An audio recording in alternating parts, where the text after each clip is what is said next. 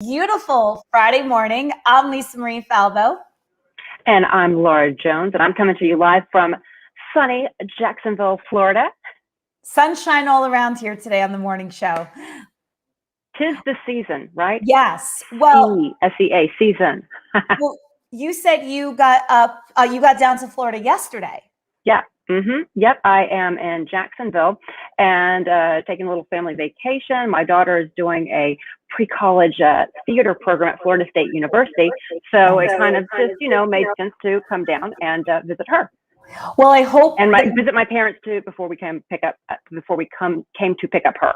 Yeah. Oh, that's so great. Well, I hope before you took off, you avoided all of those nasty storms yesterday. Oh my gosh, my phone with all the alerts was just going non-stop. It was very intense in New Jersey. Yes. We saw another wild weather day here in the Garden State with 10 tornado warnings yesterday. And there was talk of a water sprout sighting off the coast of Barnegat. Let's get things started this morning with meteorologist Mike Favetta. Mike, what went on last night? There were many tornadoes that happened in New Jersey. And it was all part of that large storm system that we had very good warning of moving across the Northeast. But this was the big one right there, moving through Ewing, moving down through Lambertville, a tornado that you typically see in the Midwest, out toward Oklahoma. That's how impressive it looked on radar. Now, regarding its rating, whether it's an EF1 or an EF2, the Weather Service has to go out later today and determine, based on the degree of damage, what the ultimate rating will be and how fast the estimated wind speeds were. But incredible to see just how severe the weather became last night in New Jersey with those 10 tornado warnings. Some estimate up to 12 tornado warnings because some of the tornado warnings were continued a little later on at night. So, still looking at those, and it'll take a while for all of the data to come in and the Weather Service to go out and survey the damage. There's a beautiful day to do that, though, if you want to take a stroll outside. Our temperatures quickly climb into the low 80s by this afternoon. In fact, we've got plenty of sunshine on the way for today with nice low humidity, a comfortable feel out across New Jersey with a little bit of a cool feeling this morning. Throughout the afternoon, all that sunshine warms us to just around average, but it will feel not as hot because the humidity will be lower through this afternoon. Even down toward Lacey Township, where there was another observed tornado that touched down, and we'll talk about that one in just a bit. Back toward Trenton, Newark. I mean, so many locations yesterday had the tornado warnings, and then that was kind of the hole in your stomach when you saw that they were being observed by people on the ground and emergency managers and police departments calling in those funnels touching down to the Weather Service. Finally, we've got your 3-day forecast with very pleasant weather for this weekend. A gorgeous day tomorrow. It really looks like one of our top 10 for a Saturday this summer, and then maybe an afternoon shower chance on Sunday as we take you through the second half of the weekend. But overall, feeling much cooler after all that severe weather rolled through last night. We'll talk more about that severe weather. We'll show you some radar pictures of what the meteorologists were looking at behind the scenes and how those tornado warnings were issued with everybody's phones going off in New Jersey last night. Coming up in just a bit. Yeah, some of my neighbors were messaging me and they were like, "Oh, this is, where are you?" We're in the basement. I'm on the road driving to Florida, but yeah, because I'm in Lambertville, and that was one of the areas where they said it had touched down. So really frightening. Hey, I was driving to Montclair to visit my sister-in-law with the baby in the car while these alerts were going off. So it was a very stressful 20-minute ride last night. Being in a car with those warnings, that is frightening. Yeah. Thanks so much, Mike. All right, well, moving on to some of the headlines. The Biden administration announced federal workers will be required to verify they've been vaccinated against the coronavirus. If they cannot or will not show proof, workers will be subject to mandatory masking, weekly testing, and social distancing. A number of federal employees have yet to get the vaccine, and the administration is looking at ways to incentivize them. President Biden is calling this surge an American tragedy. America is divided between the majority of eligible people who are vaccinated and those who are not. And I understand that many of you in the majority are frustrated with the consequences of the failure of the minority to get vaccinated. But I want you to know that I'm going to continue to do everything I can to encourage the unvaccinated to get vaccinated. And the administration is encouraging businesses to follow its lead on incentivizing vaccinations, mainly by imposing burdens on those who are unvaccinated. President Biden is also directing the Department of Defense to look into adding the COVID-19 shot to its list of required vaccines for members of the military.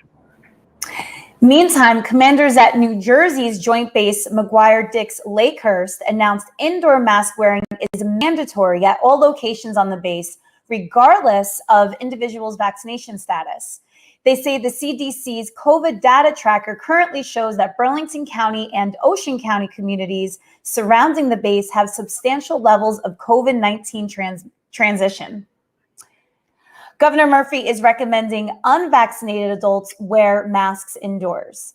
This comes after the CDC released new guidance recommending even vaccinated people wear masks indoors while the Delta variant is surging. This applies to any area where there are 50 new cases per 100,000 people in the last week. That includes 8 of New Jersey's 21 counties. Laura, it is rapidly becoming a mess again. Yeah, it is. And, using the word frightening and uncharted territory, And for a while, it really seemed like we were going to get back to living as life as we knew it before COVID, and now all we're hearing about is this Delta variant. And as we approach the fall, it's a possible return to masks and lockdowns, and that could impact New Jersey's race for governor and local races across the state. Joining us now to discuss this and more is former longtime state legislator John Wisniewski. Assemblyman, it's so good to see you. Laura, Lisa, good to be with you both. Good morning. Yes. Morning. Nobody likes masks. They don't like lockdowns. And if Governor Murphy orders them again, how is this going to impact on the race for governor and his chances for re-election? Well, I don't think it will really have a significant impact.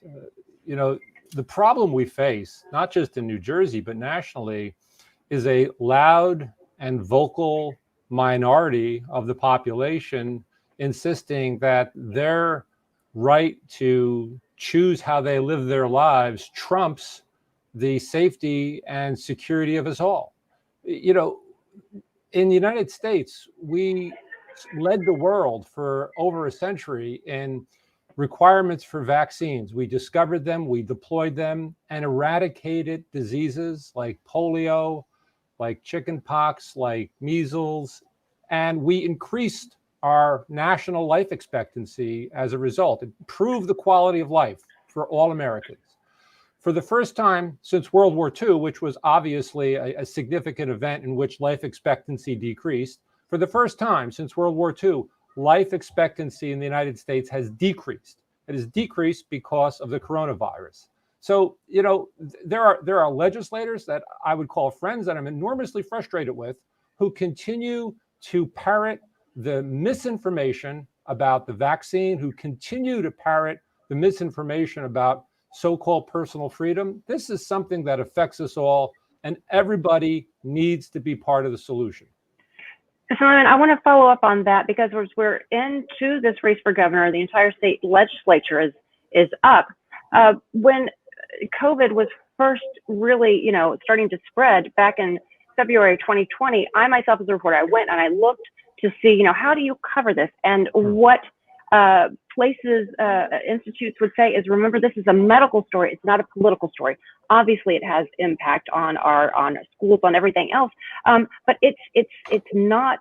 It's for doctors and for the medical community to deal with. Yet, seems that that's all we're talking about in the different campaigns, or it could be potentially the things that we're talking about as far as the campaigns go, when there are other things that people in New Jersey are concerned about, cost of living, quality of life issues. So how does it play? How much of an issue do you make it when you're running for office? Well, political consultants will tell you stay miles away from it. It's a third rail type of issue. People will be very upset. But this is not the time for politics. This is the time for leadership. We all thought collectively. We breathed a collective sigh of relief April, May, and June as the vaccines were being rolled out, as the infection rates were going down, as ICU beds were becoming open because no longer were people being attacked by this virus. And we see that trend reversing. And now we're facing the likelihood that if this Delta variant is not brought under control, that even vaccinated people could run the risk of becoming infected, of spreading the virus, and themselves becoming sick. That's something that I don't think any of us can imagine, going back to the kind of lockdowns that we had, going back to the kind of draconian necessary steps that were needed at the beginning. So, for everybody who's out there saying, don't touch this, this is exactly what the American people are looking for. They're looking for leadership. They're looking for executives and legislators to say, here is how we're going to deal with this.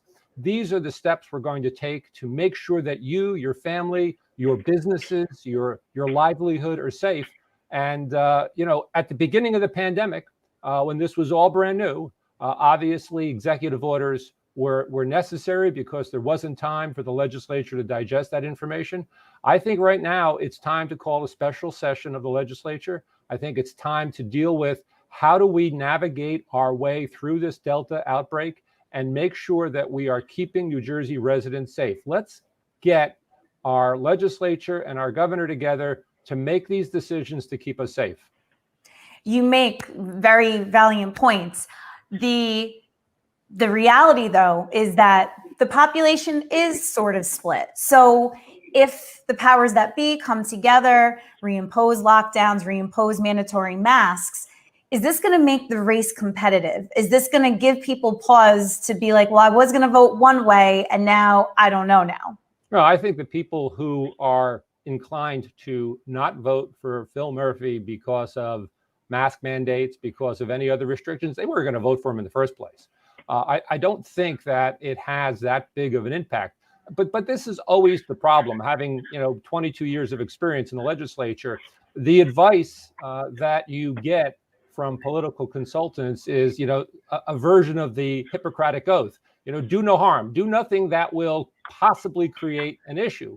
But when you're in this kind of crisis mode, I think what the electorate, what the public want to see is leadership. Lead us out of this bad place. Lead us to a better place. You've been, obviously, you mentioned in the legislature, you ran for governor, and you know better than anyone else how powerful that office of the governor is. And there are some, and Republicans who said the governor had to use his emergency powers, but he went overboard with it and kind of, in essence, cut out the legislative branch, cut out the lawmakers from being able to have a say in the process. So do you think that that's going to come up and impact voters and the campaign moving as we move towards November? Well, that's a great question, Laura. And, that issue is really a two-way street. I think it was entirely appropriate for the governor to use his executive powers to help the state navigate the coronavirus at its outbreak. But the legislature had the ability, the authority, the right at any point in time to step in and say, okay, let's, for instance, codify, make into law those things that are executive orders. Let's excise those things that perhaps our constituents are telling us might be an overreach. That didn't happen. It was left to the governor to navigate this on his own. I can't speak for why the legislature did not step into that void that many people were saying, the governor shouldn't be legislating by executive order, but they didn't. So he had to lead the state. And I think by all accounts, he did a pretty fair job because there is no playbook in existence for a governor to navigate a pandemic. So, he essentially wrote it. But for those who say enough with executive orders, okay, well, then that means the legislature has to act. And, as having spent the time I did, I'm a fan of the legislative process. I think that the legislature can weigh in here and can help lead the state along with the governor out of this crisis with sensible rules. Look, we don't need a lockdown right now, but we do need sensible requirements about vaccinations. The notion that there's potentially somebody working in a state agency or municipal government saying that I don't want to be vaccinated is just absolutely crazy. The fact that people are wearing masks into some kind of political context is just ludicrous. And I think that the legislature and the governor can help lead us through this crisis. What do you say to those, though, that are refusing to get vaccinated, not for any political purpose, but for maybe a medical reason? You know, maybe they're allergic to an ingredient or they have some underlying condition. What do you say to those people? Right. There's going to be a very small percentage of people who have adverse medical indications that for a variety of reasons cannot take the vaccine. But that's a very small number. Now, the problem we face is that through the internet, Facebook, Twitter, TikTok, you name it, there are so many pieces of misinformation. My wife went to a personal care person one day, and they were telling her that they didn't get the vaccine because they saw on the internet that everybody who gets it will be dead in 2 years. It's just absolutely crazy stuff that people are believing. And there needs to be a concerted effort to stop this nonsense being spewed, not only on the internet, but by some of our leaders in this state. Some elected people in this state are spewing the same misinformation, and they need to stop.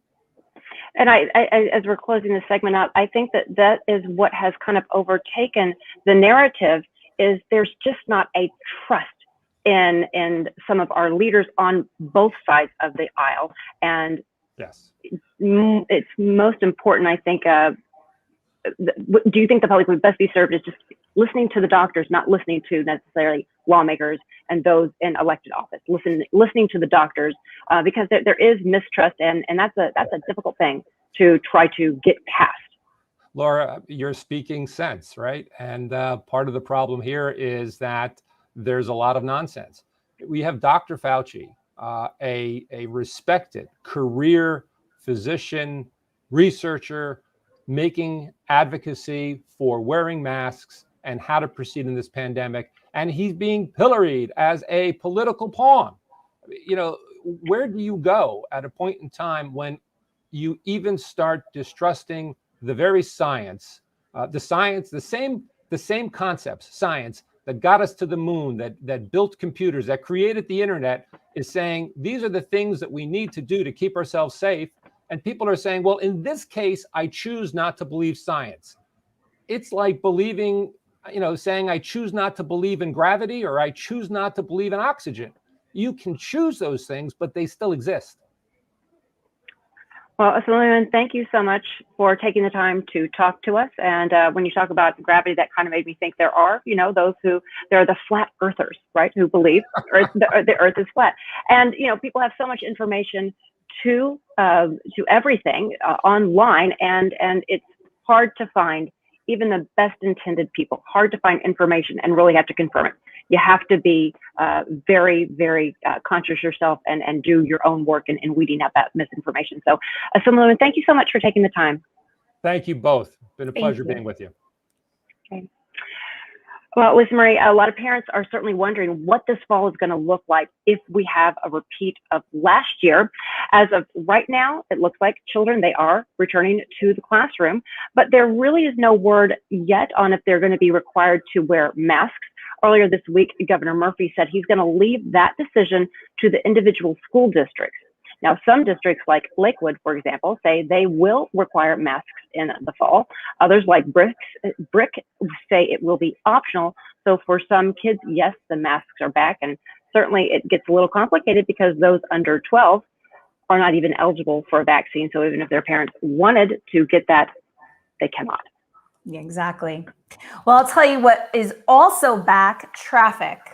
According to the Port Authority, traffic between New Jersey and New York City is approaching pre-pandemic levels.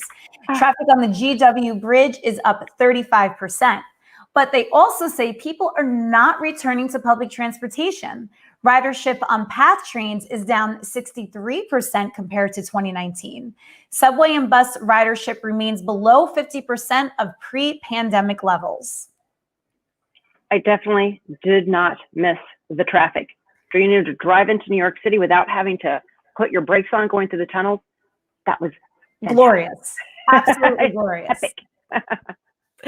So next, why New Jersey is renaming its rest stops and who is left off the list. We'll be right back. 2020 felt like a dark tunnel, and while 2020 is over, the impact is not. The pandemic affected both our physical and mental health. We started the Cody Fund for Mental Health to change lives, so we want you to know about NJ211. It's a referral service for anyone in crisis, even children. I'm living proof that there's light at the end of the tunnel. And it's not a train, it's help. It's NJ211. The American Lung Association invites you to join us outside in 2021 for our Fight for Air Climb events. Now more than ever, we need you in the fight for clean air and healthy lungs.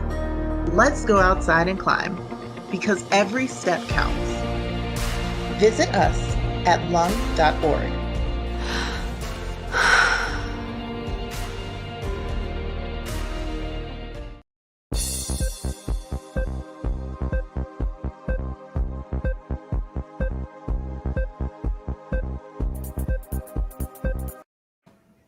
Welcome back to the New Jersey Morning Show. I'm Laura Jones. Former Cardinal Theodore McCormick, who served the Diocese of Trenton for many, many years, has been charged with sexually assaulting a teenage boy in Massachusetts in 1974. Authorities in Massachusetts say they can proceed with the charges because McCarrick did not live in the state. So the statute of limitations essentially paused. McCarrick was defrocked by Pope Francis in 2019 after a Vatican investigation confirmed that he had sexually molested adults as well as children. Well, Laura, this next story hits pretty close to home. I wish I had this almost 5 months ago now. New Jersey mothers and their newborns can get in-home visits by a nurse under a new law signed on Thursday. Under the bill, mothers and their newborns would be eligible for 1 to 3 postpartum visits. They will assess a host of the social determinants of health, things like housing, food security, transportation access, child care planning, employment, other matters. And if a need is found, family will be provided access to supports. Research shows, this is not sort of putting your finger in the air and guessing that this might make a difference. We know this will make a big difference. I love it. Those factors include physical and mental health wellness checks, breastfeeding support and reproductive planning, environmental assessments of the home, and assessments for social determinants of health. I was so in love with my nurses. I gave birth at Morristown Medical, and I would have loved the extra help in those first few days home because, it was nice being in the hospital and, with the press of a button, getting help for certain things. And then it's like, all right, go home now, figure it out on your own. And it was tough that first week. So this is really. Yes. Well, and for better or worse, I say, fortunately, I got to stay in the hospital for 5 days. I had C-sections all 3 times, but I felt the upside to having how to stay so long is you got to be with different nurses. So they got to see things more than just that 24 to 48 hours right after you give birth, because you're out of it. You're barely, you're trying to recover from the trauma to your body, and to have somebody come home with you and help you out, and to say, even just to say, you know what, this is okay. This is what happens. That's going to give mothers and families such peace of mind as to, okay, I think I've got this. So I think it's brilliant. I love it. And I love the word social determinants of health. I did some freelance work for Horizon, and social determinants of health. People are like, well, what does that mean? It just your quality of life. Where do you live? What do you have access to? So that buzzword, I do like that. Social determinants of health. I love it. Mike Vivetta, I don't know if you're going to be bringing home a newborn anytime soon, but I know you're going to be bringing us a kick-ass weather forecast. We've got an amazing forecast. We want to get back to the tornadoes from yesterday. Now the weather computer is booted up because we have to show you how impressive these storms look. So there's a lot going on the screen here. Look at the top left. This is the storm as it was moving into Ewing and Trenton. You can see right there, I'm circling Trenton. There's Ewing. And what meteorologists look for is that type of look or hook, if you will, to the radar. It looks like a little hook moving in through. Then we go to the top right screen, and this is the one that shows that the tornado was close to the ground. And this is that green and red coloring right there that is right juxtaposed next to each other. So those are the winds going in different directions, kind of showing the spin in the atmosphere. The bottom right, though, is the most telling. And this one kind of put the pit in the stomach of many meteorologists, because right there you can see a little bit of that blue and yellow shading in the middle of all just to the left of Ewing. That means that there's debris in the air, and the radar was picking up some debris that was picked up from the ground and lofted high into the atmosphere, allowing for the radar to show that, and that's a good indication that a tornado was on the ground. So again, the Weather Service going out later today and will determine the intensity, the path, the track, the distance, and the wind speeds all throughout yesterday's storms. But like you mentioned, we've got a beautiful weekend ahead. We'll look at our weekend forecast with temperatures today climbing into the low 80s. It'll feel pleasant even tomorrow. There's your 80-degree highs and upper 70s on the left column. That's tomorrow's weather. Now, on the right column, that's Sunday's weather, and we'll likely have a few extra showers by the afternoon, but not heavy rain. These are the hit or miss spotty showers that'll take over after what will be a beautifully sunny start to our Sunday. Beyond that, we'll look outside to the surf report with weather that will feel quite pleasant this afternoon. It will be a really great looking beach weekend, beginning today with low risk of rip currents, a nice surf height of 1 to 2 feet, so pretty calm breeze after all those storms yesterday. And then by the end of the weekend beach cast looks very pleasant as well. Again, just a few passing showers, I think, rolling in through the beaches by Sunday afternoon, but overall, upper 70s, we'll take it. That's a great way to kick off August, beginning Sunday, August 1st. So as we move forward here quickly with that calendar, it starts to feel nice and dry and cool even as soon as tomorrow morning. We're approaching that pumpkin spice latte season weather. I think you'll feel it by tomorrow morning. Bite your tongue. Bite your tongue. I'm just now getting into my summer groove. I got the palm trees behind me and everything. Well, you're in Florida. You'll get summer like through November. Well, winter is like, 2 weeks here. Yeah. Exactly. When it goes below 70, that's when everybody breaks out their coats. In fact, I think I'm feeling a little chill myself. No, I'm sure. Thank you, Mike. Thank you. So, Laura, in the near future, you may hear someone say, pull over. I have to use the bathroom at the Bon Jovi. Yes, you're hearing me correctly. New Jersey is renaming its rest stops along the Parkway after Garden State celebrities. So here's the list. Let's hear it. Will be named after James Gandolfini, the beloved late Sopranos actor who grew up in Park Ridge and graduated from Rutgers University. Now, when you pull off to that exit, oh, I'm sorry, I didn't mean to interrupt you there. No. That was pretty rude of me. But, if you've got that rest stop and it's going to be named after someone from Sopranos, I feel like it needs theme music. Like, you turn your radio on, like you can tune in for certain road information that you need to be able to hear the Sopranos music as you're done. Yeah, the theme song should play. Absolutely. Right. I'm in total agreement. Right. Sorry, I interrupted in the list. Oh, it's okay. So Brookdale North, Larry Doby, the late baseball star who grew up in Patterson and later became the first Black player in the American League not long after Jackie Robinson's debut. So that's really cool. All right. Brookdale South, Connie Chung, the television journalist who once lived in Middletown, which isn't far from the governor's house. Mm-hmm. Vauxhall, Whitney Houston, the late pop star who grew up in East Orange and got her start singing in a Newark church. So there you go, cue her music, right? There you go. Oh, yes. Cheesequake, one here.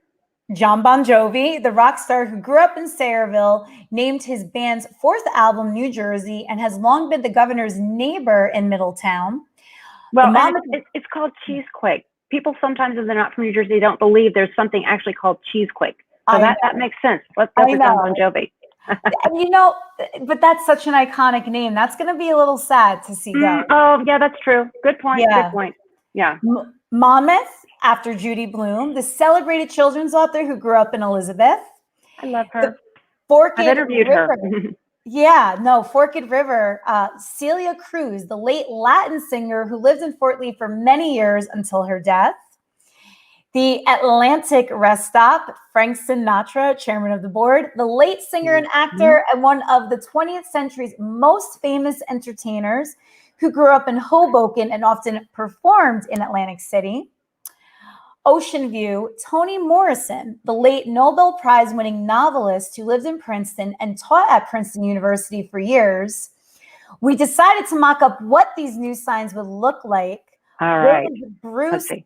Springsteen turned There we go. down Nice. the honor, believe it or not. Oh, did he? Oh, I wonder interesting. why. Okay.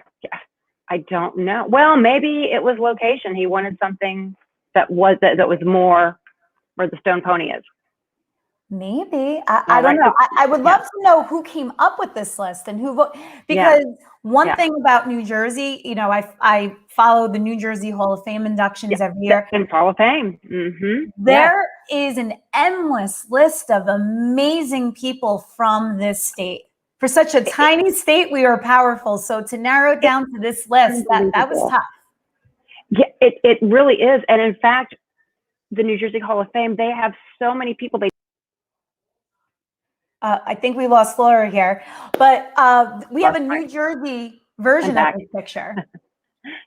All right, I'm back. Sorry, I lost my earphone. Oh, it's okay. Here. Oh, that's so funny. Oh, with the hair, I love it. Yeah. There you go. But there's so many people. The New Jersey Hall of Fame has not a hard time, but they have so many people they consider each and every year. It's extraordinary. Some of the people who got their start here, but you know, we're between New York and Philadelphia, so a lot of incredible talent came from here, lived here, calls this home.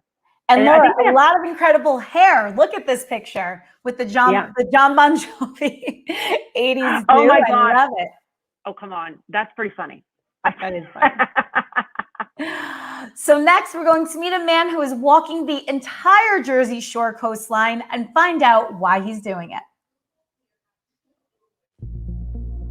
The American Lung Association invites you to join us outside in 2021 for our Fight for Air Climb events. Now more than ever, we need you in the fight for clean air and healthy lungs. Let's go outside and climb, because every step counts. Visit us at lung.org.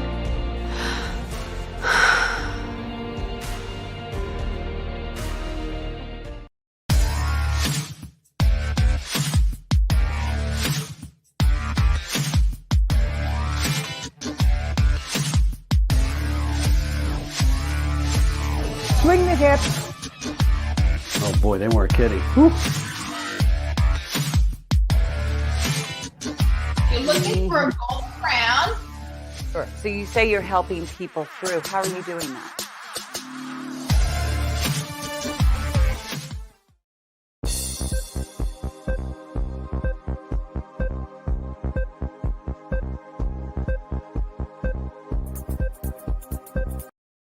Welcome back to the New Jersey Morning Show. So author and Jersey Shore expert R.C. Staub set out in April to do something no one else has ever done. Walk the entire Jersey Shore coastline from Sandy Hook to Cape May. He's writing about each national, state, county, city, borough, or private beach along the way. R.C., thank you for joining us here this morning. Hey, thanks for having me. So I just got back from Wildwood, and here I was thinking, who am I that I rode the entire boardwalk to and from Wildwood Crest to North Wildwood? I was getting a good workout, but I got nothing on you. So, what made you decide to take this Jersey Shore journey? Well, I wrote this book called 100 Things to Do at the Jersey Shore Before You Die. I wrote this, and it was published last year, and it's actually been selling very well. It's on sale in Wildwood and Cape May and here in Seabright, Asbury Park, everywhere. But I felt like there was an opportunity for me to explore the shore even more. And I've written about many, literally hundreds of places.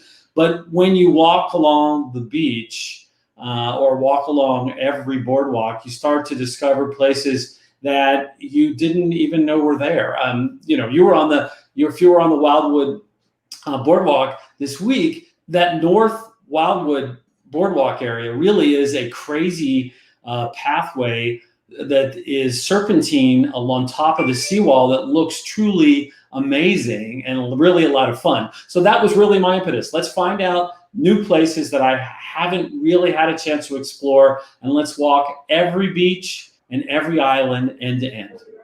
Well, that is the thing. People, they go to the shore, they have their places they go, they think they know it inside and out, but there's a real difference between driving and going into an area and then literally walking and exploring those nooks and crannies that you just can't see. So how far have you walked and how many towns have you gone through? Well, I've started in Sandy Hook in April, and I've now actually walked all the way to North Wildwood. So next week, I'm going to finish up walking all of the Wildwood beaches, including Diamond Beach, which is on the southern end. I don't think I can get all the way to the end because the last time I checked, there's an area cordoned off near the end before you get to the Coast Guard station for piping plovers. And then I'm going to walk the rest of Cape May. But Cape May is interesting to me because I've walked along the boardwalk, along the main public beach there, but I've never walked around the point from the main boardwalk area all the way around to the lighthouse. I've walked by the lighthouse, I've walked all those other places, but I suspect there are some places in between that I haven't seen or experienced. So what is your favorite part so far, and what would you recommend people go check out? Well, one beach I was just visited a couple weeks ago, which is a spectacular beach, is the North Brigantine wildlife area. It's the city of the Brigantine is an island. It's about 7 miles long, but the sort of city of Brigantine has a beach that stretches from about north 15 south, about 4 miles. And then they have a little part that's about half a mile north of that. And then you enter what is essentially a state beach, but the only way you can get there is to walk. And to get to the very tip of it, the only thing you do is walk. And it's three beautiful miles without cars, without people. You can't drive along the interior of the beach and then park. So even on the busiest day of the summer, this is the most pristine, beautiful part of the beach. Really one of the most along all of the Jersey Shore. You can drive there, you park on the North 15th Street or 14th Street in Brigantine, walk north till you can't see anything else. I do caution you, this is greenhead fly season, so bring your skin so soft and spray them on you first before you attempt the walk. Okay, well that brings up a question, segues into a question as far as what luggage are you bringing? How many shoes exactly are you going to? Are you camping out? Are you staying in the hotel? To be able to enjoy it, you don't want to lug around too much luggage, but you've got to be able to keep your feet and like you said, keep the bugs away and well, I'm not doing it in good health.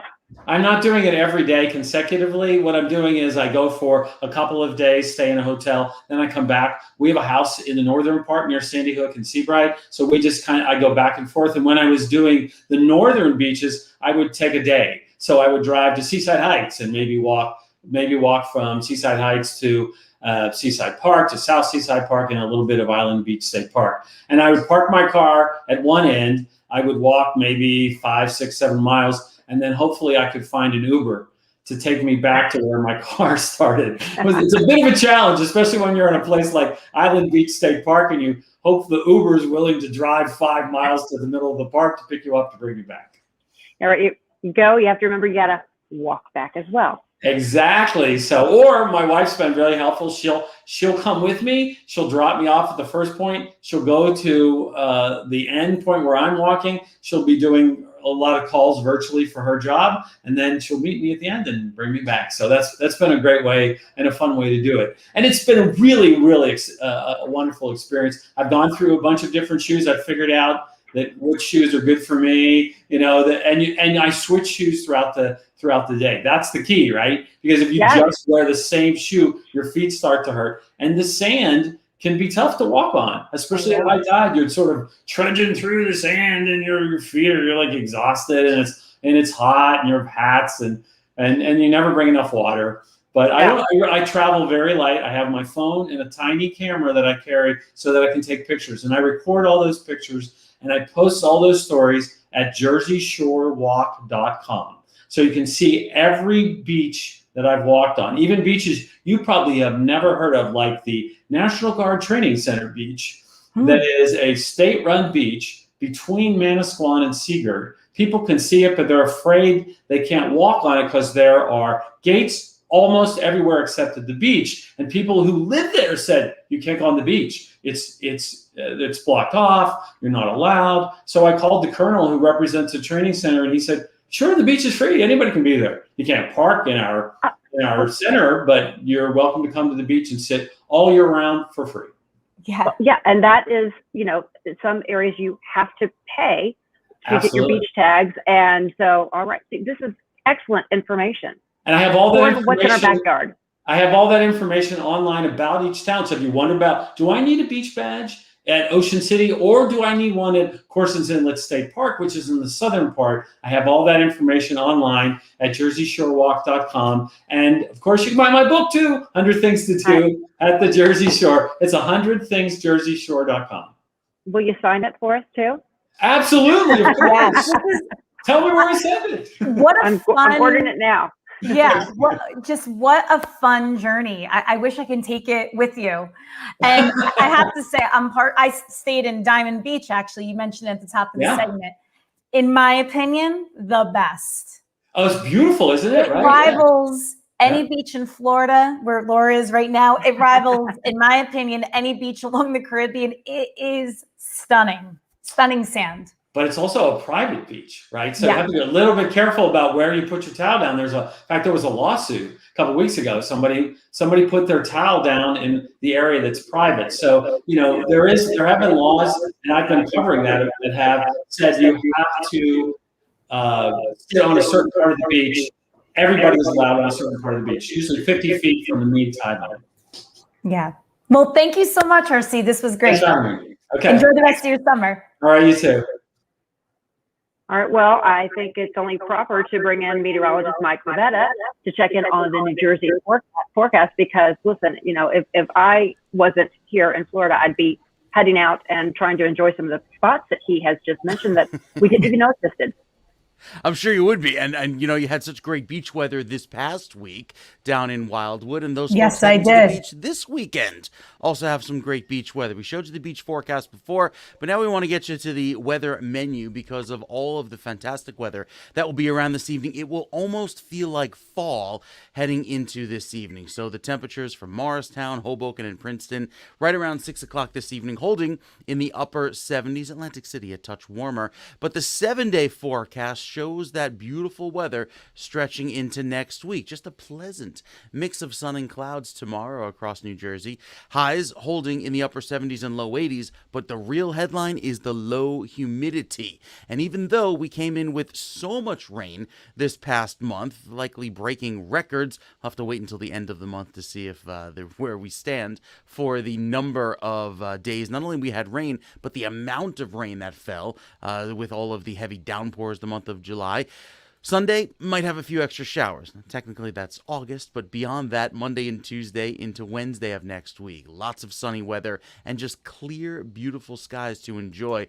A little taste of fall as we wrap up summer here a little early, at least on the 7-day. Now, if you think, okay, is this it? Are we done with the heat, haze, and humidity that we typically expect in summer? No, I'm pretty sure there are many more warm days to come down the line. But at least for now, get to enjoy a little break, get to enjoy a little time outside without, the stifling heat and humidity. So, Lisa Marie and Laura, that's some good news going forward. Get to enjoy a pleasant feel here across the Garden State. I'm not ready for the F word, Paul. Like I said, I'm just getting my summer jam on right now. I know. We have a little wait bit of bit. Thanks, Mike. Take a look at this incredible video from the Coast Guard, Laura. They rescued a diver 46 east of Cape May on Wednesday. They received a report that a 50-year-old woman was unresponsive after returning from a dive off the vessel Gypsy Blood. The diver dove to a depth of 150 feet before resurfacing unconscious. Coast Guard Sector Delaware Bay dispatched an MH-65 Dolphin helicopter aircrew from Coast Guard Station Atlantic City to the scene. Crew flew her to the University of Pennsylvania in Philadelphia, where she is being treated in a decompression chamber. What a story. Right. Well, thank goodness they have that technology to be able to go out and to rescue. So that's good news at this point. All right. Well, from outside to indoor and inside your pantry, home cooks, you may want to check your pantries. McCormick and Company has a voluntary recall of 3 different seasonings shipped to 32 states, including New Jersey. According to the FDA, bottles of Perfect Pinch Italian seasoning, it's the 1.31 and 2.25 ounces. Culinary Italian seasoning, the 1.75 pounds. And Frank's Red Hot Buffalo Ranch seasoning, that's 153 grams. Now, they may have been contaminated with salmonella. The company is asking people to throw it out and give them a call for replacements. And you can call them at 1-800-635-2867. My mom says, when in doubt, throw it out. I like that advice. That's right. That's right. I like that advice. Laura and I will be right back with more of the New Jersey Morning Show right after this. What would happen if I had to pick up the phone, call 911 for one of my family members or one of my neighbors? What would I do if no one was on the other end to respond? What if there was no 911? So you can be a part of the solution. Anybody can be a firefighter. Male, female, younger, older. We have school teachers. We have leaders in business. Is me, you, anyone that wants to be. There is no typical firefighter.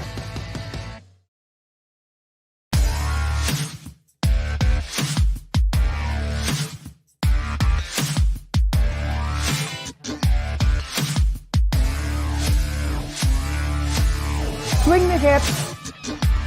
Oh boy, they weren't kidding. Whew. You're looking for a gold crown? Sure. So you say you're helping people through. How are you doing that?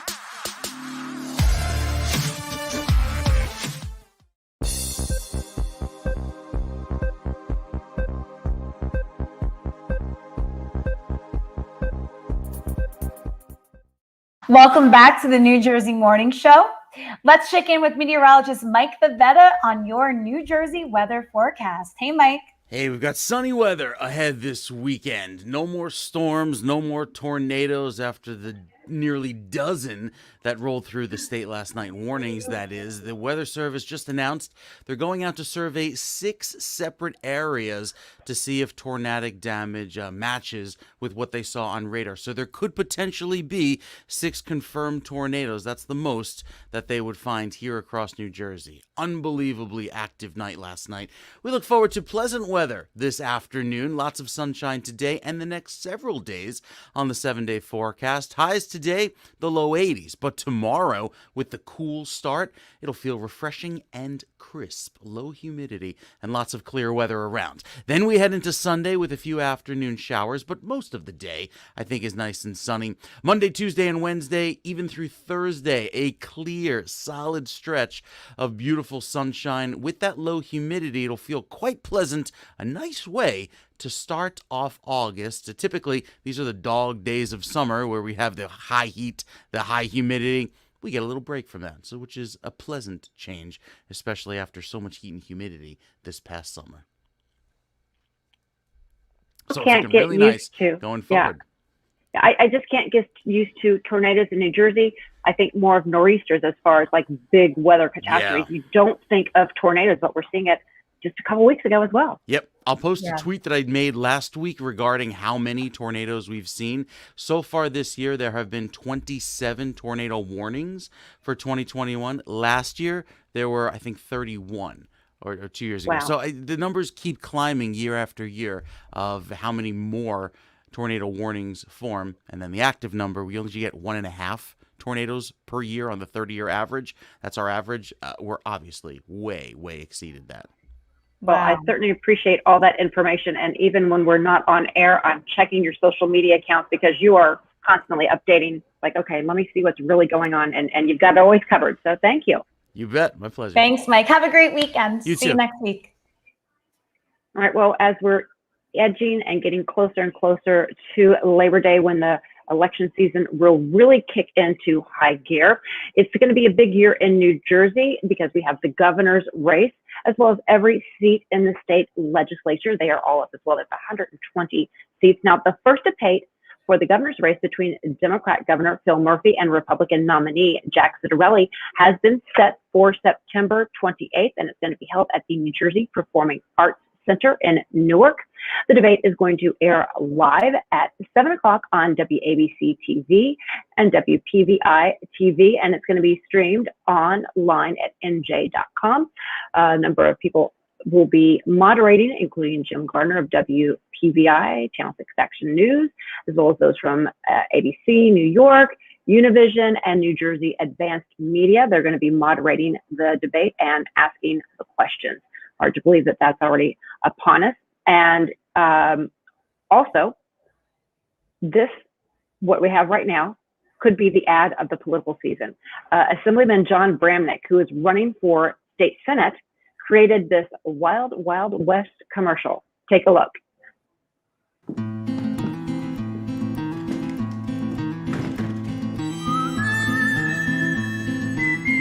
He is fast. He's quick.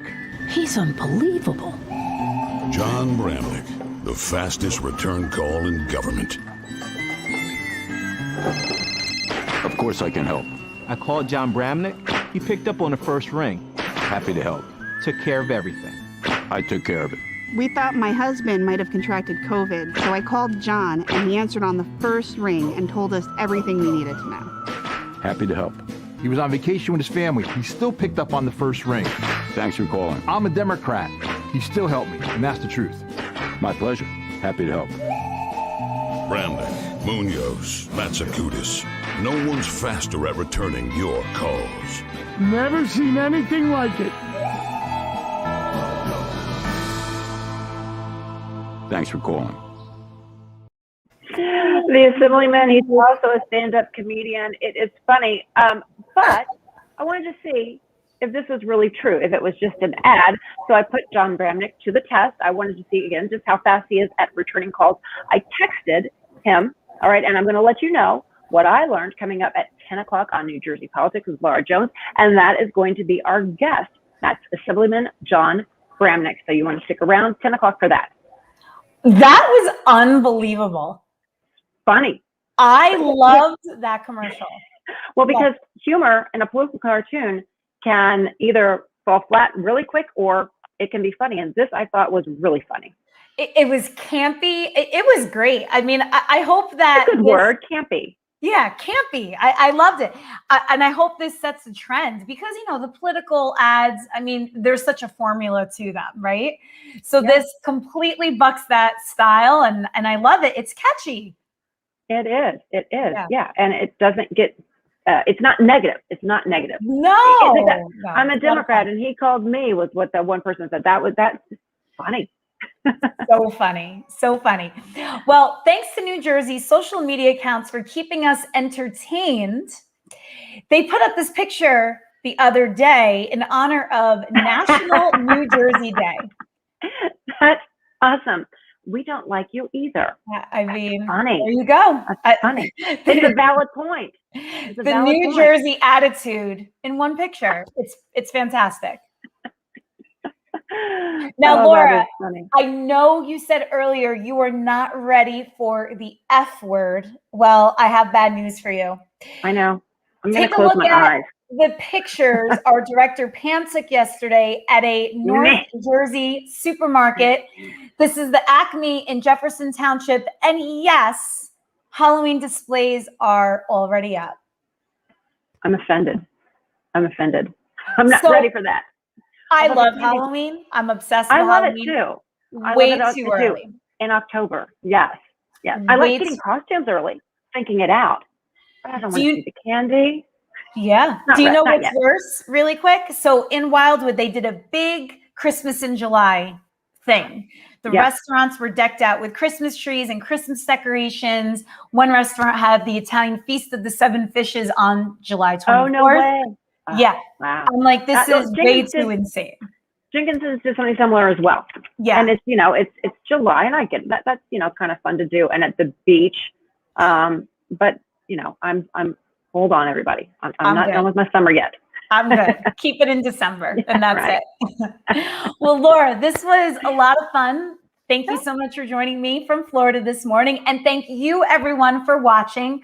We are live every Friday morning at 9 a.m. on NJ On Air, and we will see you next week.